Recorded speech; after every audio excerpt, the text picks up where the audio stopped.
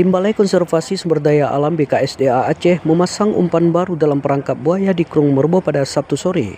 Kepala Resor KSDA Wilayah Melabu Desi Novitasari menyampaikan sudah 9 hari melakukan penanganan berupa pemasangan perangkap. Namun satwa liar buaya Sungai Merbo belum masuk dalam perangkap. Pemasangan umpan baru perangkap itu di kawasan daerah aliran sungai Krung Merbo di Kampung Pasi, Aceh Tengah. Kan kalau kita tarik umpannya itu kan ketutup pintunya, tapi buayanya itu pasti cek nggak ada. Jadi kemungkinan itu ya satwa-satwa lain, mungkin biawak atau apa. Makanya ini dipasang yang baru, dibuka lagi gitu.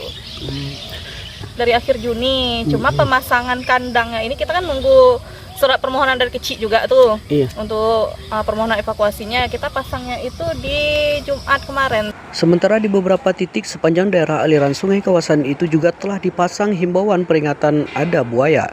Namun warga dan anak-anak yang tinggal di kawasan itu tidak terlihat takut. Irfan, anak warga desa setempat. Di situ tak masuk tuh. Di situ. Buayanya? Ya, di sini lagi. Sini buaya putih. Buaya putih, ada nampak serius? Ada. Lihat sendiri? Ya. Dah lama? Belum lama. Takut nggak takut lihat buaya? Enggak.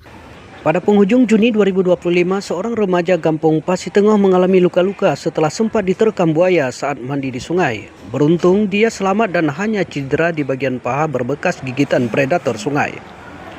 Sejak itu warga setempat resah dan melaporkan